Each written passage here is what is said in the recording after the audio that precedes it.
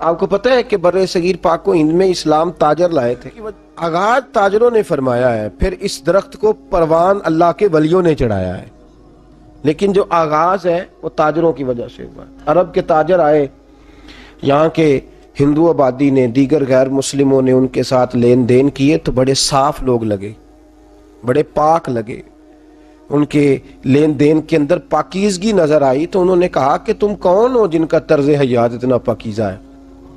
تو عرب کے تاجر کہنے لگے ہم خدا والے ہیں، محمد مصطفیٰ والے صلی اللہ علیہ وسلم۔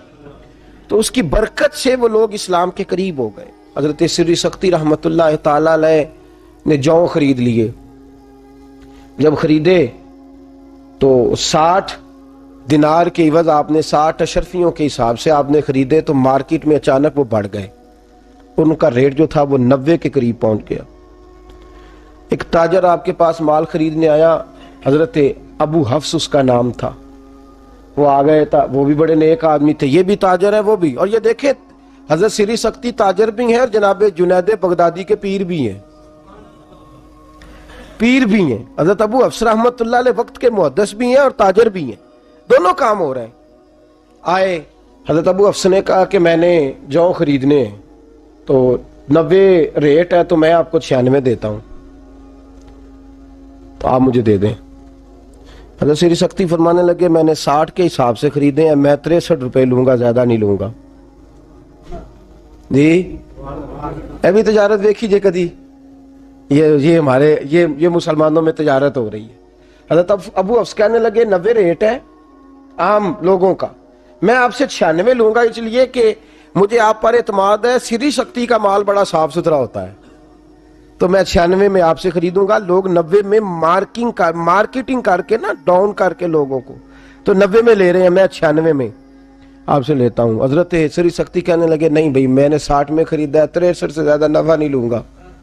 وہ کہنے لگے میں خوشی سے دے رہا ہوں تو آپ لیں، آپ کے لیے جائز ہے۔ تو حضرت سری سختی نے فرمانے لگے میں نے قسم کھائی ہے کہ 3 دینار سے زیادہ نفع نہیں لوں گا، مسلمانوں کو میں نے قسم کھائی ہوئی ہے۔ تو اسی قسم نہ چکے آجے گالتے کرو نا، کیا کہتے ہیں میں نے کہ 3 سے زیادہ نفع، ہم نے کیا قسم کھائی ہے کہ اللہ کرے کو بچ کے نہ جائے، خیر ہو۔ یہ مہنگائی کون کرتا ہے؟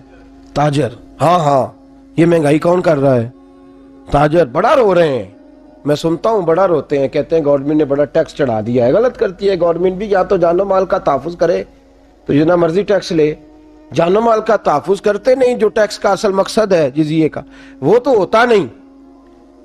ہم تو غیر مسلموں سے بھی جو جزیہ لیتے تھے ان کے بھی جان و مال کا حفاظت کرتے تھے، اور یہاں مسلمانوں سے لیا جاتا ہے، حفاظت کوئی نہیں، غلط ہے۔ لیکن آپ بھی تو میاں بتائیں نا کہ آپ نے جو مہنگائی کر دی ہے مارکیٹ کے اندر، وہ کتنا ظلم ہے۔ حضرت سری سختی کہنے لگے میری قسم ہے اللہ کے ساتھ کہ میں 3 دینار سے زیادہ کسی مسلمان سے نفع۔ تو حضرت ابو حفص کیا کہنے لگے میری بھی قسم ہے اپنے رب کے ساتھ کہ جتنا بنتا ہوگا اس سے کم کسی کو دوں گا ہی نہیں۔ انہوں نے لیا نہیں، انہوں نے دیا نہیں، وہ واپس چلے گئے، ان کا مال رہ گیا۔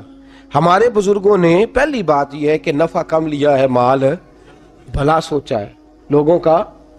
اسی بھی سیل لانے ہیں کدوں بھلا جدوں دا موسم آندے نے 50% ہن پتہ ہے نا لینی نہیں کسی نے، کوئی ڈرے اللہ تعالیٰ سے۔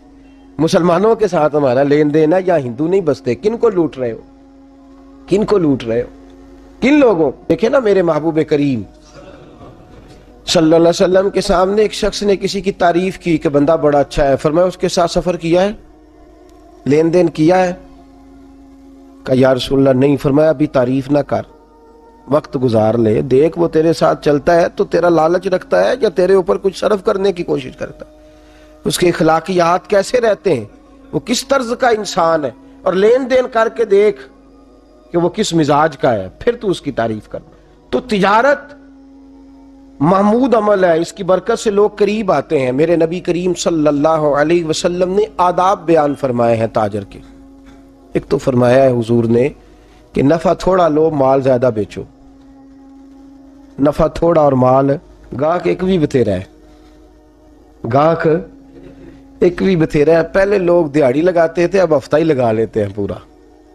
آج ہو گیا ہے جہاں وہ الجھ گیا ہے وہاں اس کو الجھا لیا گیا ہے. سادی بی بی ہے بیچاری, گاؤں کی رہنے والی ہے, اس کو کیا خبر, اس کی ایسی ایسی کہانیاں بنا کے سنائی جاتی ہیں.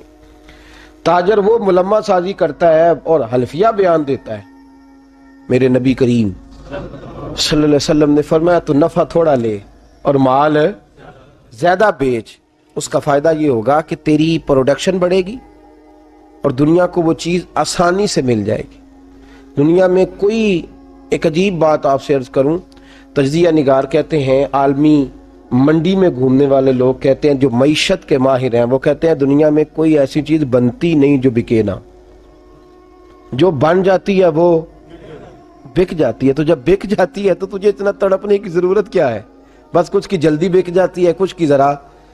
جو چیز بھی دنیا میں بنتی ہے وہ بہرحال, وہ ایک بچے کو میں نے ایک دفعہ دیکھا تو اس کی پینٹ گھٹنوں سے پھٹی ہوئی تھی. تو میں دیہاتی آدمی, شروع میں نے اس کو دیکھا تو میں پریشان. میں نے کہا بچہ تو بڑا امیر ہے تو پھٹی پینٹ پہن کے پھر رہا ہے. تو میں نے ایک دن اس کو کہہ ہی دیا, میں نے کہا یار تیری پینٹ پھٹی ہوئی ہے. کہندہ حضرت صاحب پھٹی نہیں ہے تے فیشن جے. اندازہ فرمائے کہ وہ چیز جس کا قاعدہ ضابطہ ہی کوئی نہیں, وہ بھی مارکیٹ میں بک رہی ہے, لوگ اس کو خرید رہے ہیں. تو ایک اور بات کروں گا, جو بھی نیا ماڈل موبائل کا آتا ہے وہ شارٹ ہو جاتا ہے مارکیٹ.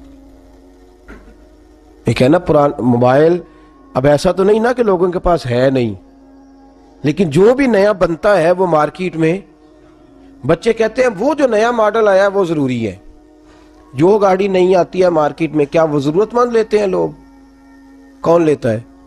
شوقین لوگ. اس کا مطلب ہے جو بات عرض کر رہا ہوں اس کو سمجھے کہ جو چیز بنے گی وہ انشاءاللہ.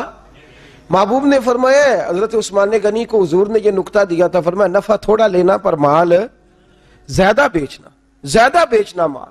تو تجارت کا یہ اصول بیان فرمایا گیا.